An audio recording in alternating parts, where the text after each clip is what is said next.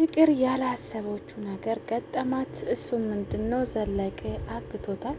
ዘለቀ አንድም ቀን ይጎዳኛል ወይ ደግሞ መጥፎ ነገር ያስብብኛል ብላ ያላሰበችው ሴት በዛሬ ቀን በዘለቀ እጅ ወድቃ ትገኛለች።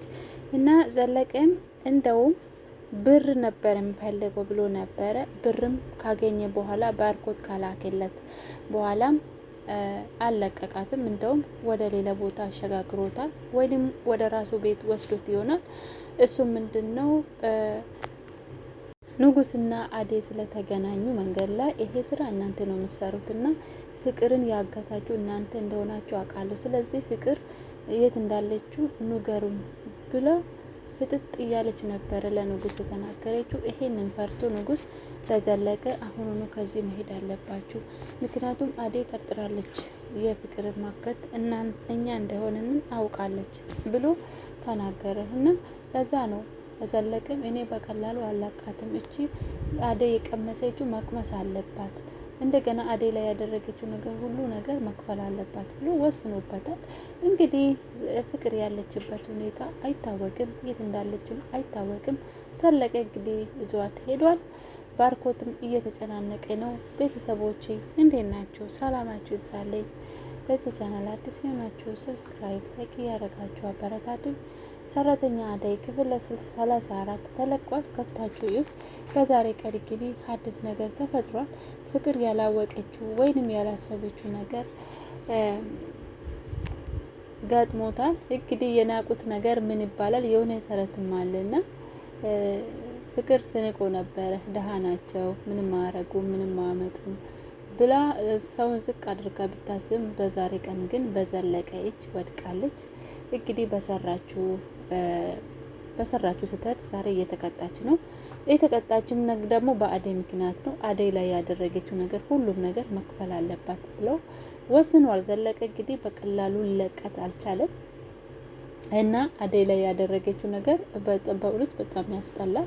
አደይ በጣም የምታሳዝን፣ ብትጎዳ እንኳ ተመልሳ ሰው ላይ ቂም የማትይዝ ፈጣሪ ቅርብ አላቸው ብላ የምታልፍ እና እኔም ደግሞ ካለፈልኝ አንድ ቀን ከናንተ በላይ መኖር ይችላሉ ብላ ለፈጣሪ ተስፋ እያደረገች የምትኖር ምስኪን ልጅ ናት።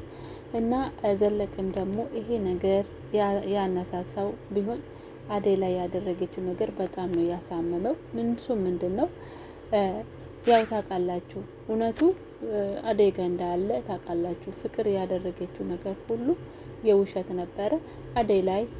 አደይ ናት ያ ሀቢሉ እንድትሰርቅ ያደረገችው ብለህ ተናገር፣ አደይ ወንጀለኛ አድርግልኝ፣ ብር ከፍላለሁ፣ በደንብ ከፍላለሁ ብላ አሳመነችው ዘለቀን። ዘለቀም እንግዲህ ብር ስለሚወድ ተሸግሮ ስላለ ያው ታውቃላችሁ፣ የሰረቀም ሀብሉም ተሸግሬ ነው ብሏል። እንግዲህ እና ለብር ወደ ኋላ ስለማይል ዘለቀ እንግዲህ ብዙ ብር ፍቅር ስለሰጠችው አደይን ስም አጠፋ። ግን ደግሞ ያ ቀን አደይ በጣም ነው የተናደደችው። እንዴት እንደዚህ እኔ ላይ ያደረጋለችው? ሁሉም ሰው ደግሞ አደይ ላይ አይኑን አሳርፏል፣ ጀርባውን ሰጥቶታል። እንደገና ባርኮት ራሱ እዛ ቤት እንድትኖር አልፈቀደለትም። ቢሆንም ግን ጸጥቶታል። ፍቅርም በጣም ተደሰተች። ሊዲያም እንደዛ ተመሳጥሮ ያደረጉት ነገር ነው። ሊዲያም አሁን ዋጋን እየከፈለች ነው።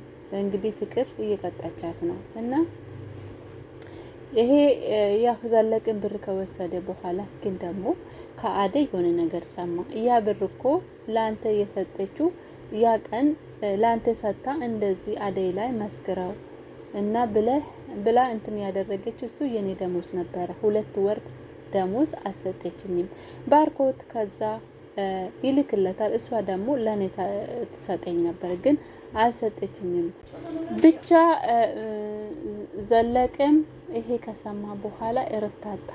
እንዴት እንደዚህ ታደርጋለች? እቺ መቼም ቢሆን ለኔ ፍቅረኛም ቢሆን ምስትም ቢሆን ምንም አትሆንልኝ። ስለዚህ አደይ ላይ ያደረገችው ነገር መክፈል አለባት ብሎ ወሰነ እና አደይ ማገት አለበት፣ ፍቅርን ማገት አለብኝ። ስለዚህ አደይ ላይ ያደረገችው ነገር ዋጋውን መክፈል አለበት፣ የአደይ ብር መመለስ አለበት ብሎ ወሰነ እና አደይን ደግሞ ሁሉም ሰው ከቤት ሲወጣ ፍቅር ደግሞ ሊዲያ ላይ ቆልፋ ነበረ። ማንም ሰው የሚያስጥላት ሰው እንኳን አላገኘችም። እንግዲህ ተሸክማት ነው ወደዛ ቤት ያመጣ። ያ እዛ ቤት ንጉስ ቤት እንግዲህ ስንት ሰው አደይም እዛ ነው የታገተችው፣ ሁለቴ እዛ ቤት ነው። እዛ ቤት እንግዲህ በጣም የማይመች ፍቅር ደግሞ ታውቃላችሁ የተንደላቀቀ ቤት ነው የምትኖረው። ሁሉም ነገር ጽዳቱን የጠበቀ ቤቱ በጣም የሚያምር እንደዛ አይነት ቤት ስለኖረች ይሄ ለሷ ሲኦል ነው ሆነባት እና በዛ ላይ እጇን ታስራ ሰውንም ያው ትንቃለች። ታውቃላችሁ እንዴት እንደሚያደርጋት። መጨረሻው ግን በዘለቀ እጅ ወድቃ ትገኛለች። በዛሬ ቀን ባርኮት እንግዲህ ብር እኔ የምፈልገው ልቀቅኝ ብትልም እንኳን ፍቅር ዘለቀ ደግሞ እኔ ብር ነው የምፈልገው ብላትም ለአዴን ለኔ የሰጠሽውን እጥፍ አድርገሽ ለአዴ እንድትሰጪ እፈልጋለሁ ነው ያላት። እሷም ደግሞ ያው ተማሪ ስለሆነች እኔ ብር ስለሌለኝ ለባርኮት ደውለህ ብር እንዲያስገባልህ ነገረው ነው ያለችው። እሱ ዘለቀም ደግሞ ማንነቱ ቀይሮ እኔ አግቻታለሁ እንግዲህ ብር ላክልኝ አላት አለው። እሱ ባርኮትም ያው እህቱ ናትና ወዳው ላከለት። አካውንት ውስጥ እንደገባለት ያውቃል፣ ግን ብር አልገባልኝ አላት ለፍቅር። ፍቅር ምክንያቱም በቀላሉ አላቃትም፣ አንቺ የገቢ ምንጭ ነሽ እያላት ነው። አሁንም ጭማሪ ብር ፈልጎ ይሁን ዘለቀ ምን አስበው እንደሆነ አላቅም፣ ግን ደግሞ አደይ ላይ ያደረግሽው ነገር በደንብ መቀጣት አለብሽ እያላት ነው። እንግዲህ ከዛ ቤት ወስዶ ወደ ሌላ ቦታ ወስዶታል። የፍቅር ያለችበት ሁኔታ አይታወቅም። ፍቅር እንግዲህ ሰው የዘራ ያጭዳል ይባላል እና በዛሬ ቀን እያጨደች ነው። እና ሊዲያ ደግሞ ኤላ ጋር ሄዳ ከለምለም ጋር ተጣልተዋል። ለምለም እንግዲህ ራሷን የምታስከብር ሴት ሰራተኛ ብትሆን እንኳን ራሷን ታስከብራለች። እንደ አደይ ዝም አትልም፣ ትናገራለች። እና በዛሬ ቀን ራሱ በብላ ነው ያስፈራረቻት ሊዲያ። ሁለተኛ እዚህ ቤት ላት አልፈልግም ብላ